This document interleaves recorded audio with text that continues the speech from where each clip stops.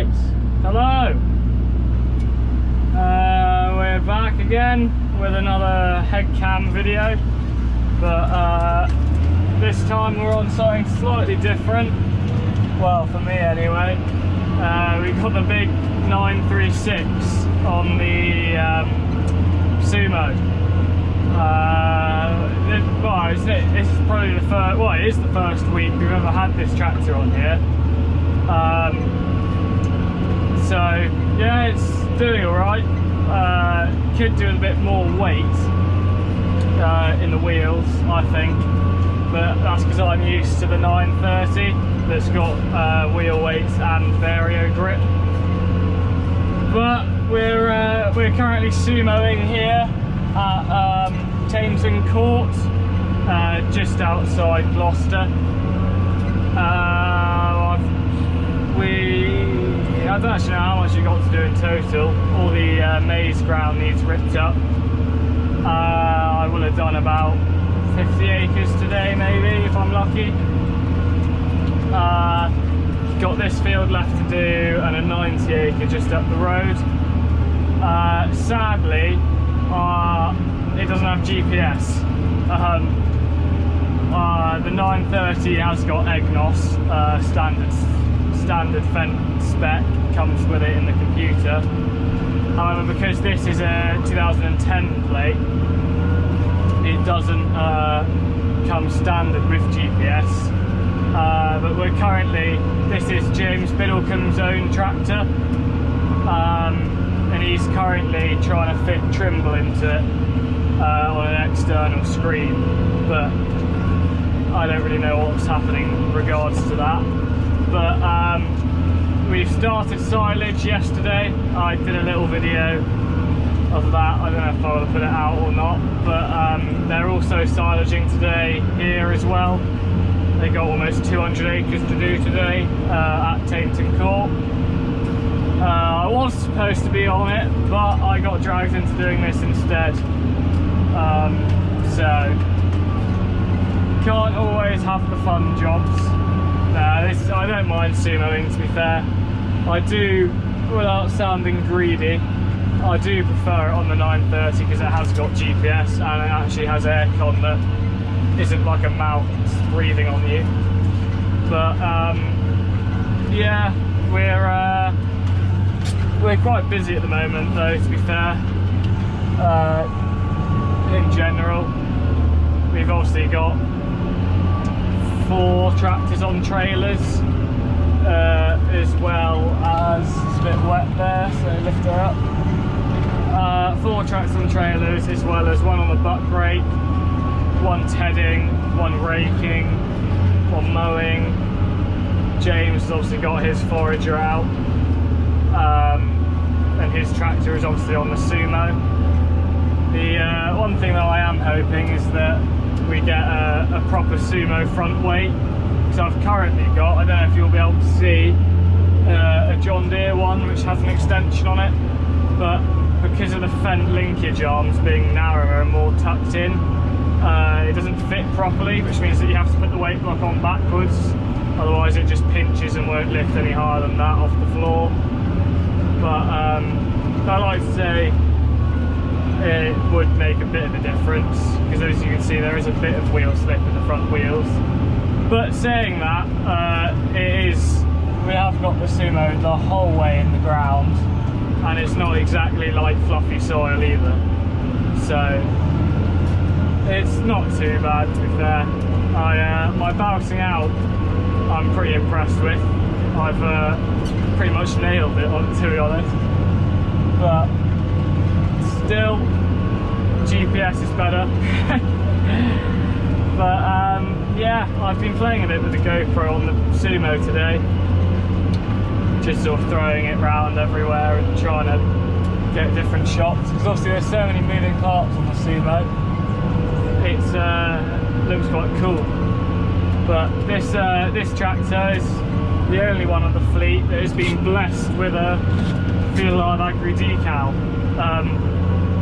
Obviously Brian wouldn't let me put any of it on his tractors, but James Biddlecombe thank God, is actually quite up for it, and he likes the whole idea behind it.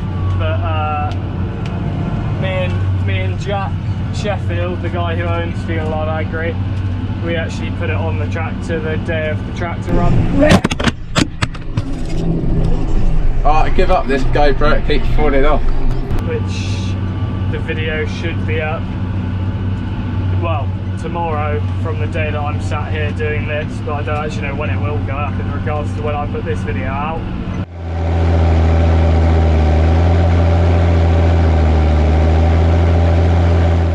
I'm tempted to actually make a separate video purely for exhaust sound on this tractor, because it does sound pretty impressive at full bark.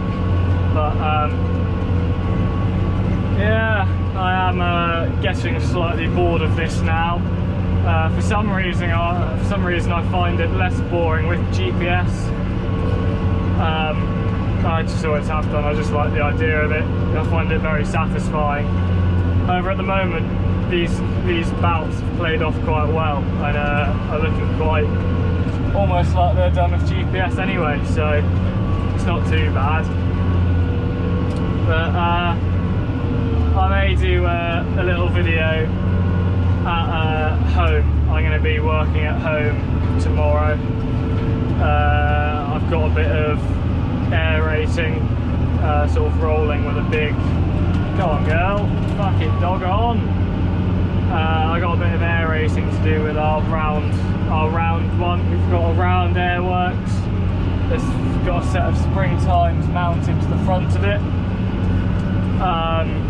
But depends if I can be bothered, because it won't be as interesting as anything like this, because it's not big fancy kit. It's literally just my 6125R John Deere and a big green roller on the back, and that'll be about it.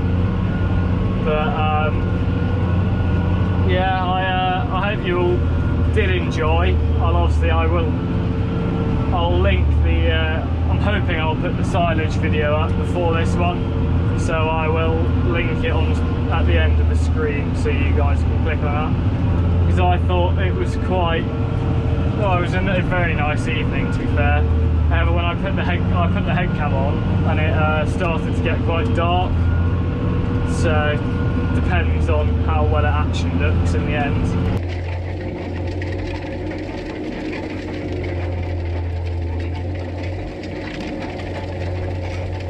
But where am I going? Yeah, that looks about right. There are quite a few ruts out here, and I think James Fowler came out and subsoiled them all in. That was a big rut just there, but yeah, it's not too bad. It's a bit hard going though. The tractor's constantly going up and down, because obviously it's all on TMS, because I'm driving it off the stick, not the accelerator, which literally just means that the transmission's laid out differently, rather than just you put your foot down and it goes. You sort of tap the stick forward and it goes up a gear, but the gears are sort of done in like 0.5k, give or take. So yeah, but because of that looks a bit wet to me. We're about to find out, and I think they're about to sink in quite a bit. Oh no.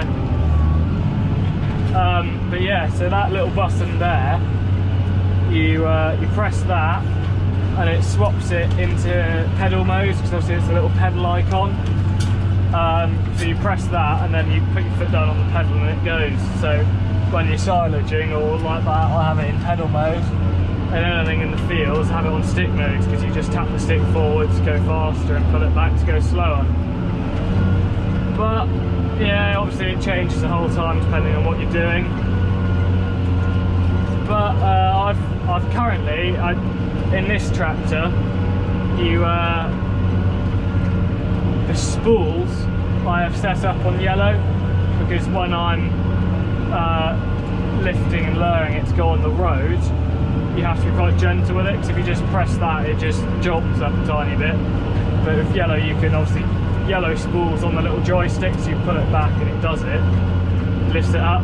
But on this button here, you press that one and it transfers your yellow spool onto your red button on your joystick. So I'm literally just pressing plus and it lifts it up, pressing minus and it drops it down. It just makes it a lot easier then to have my hand there. But there's 2 taps on the Sumo arm that allows the Sumo to lift up and down in regards to the wheels. Because on the roads you want to have the wheels running on the road, not the roller, so you have to adjust it like that. That line's very wonky. It's because I'm trying to concentrate talking rather than drive. But yeah, other than that, there's not much else to it other than point it in a straight line and set your revs. But you don't need to set your revs because the joystick, when you're in TMS, which says there, it does it all for you. Sets the revs so you won't stall or stop, which is pretty useful. But yeah, I think I'm gonna end this video here. Thank you all for watching, and I will see you in the next one.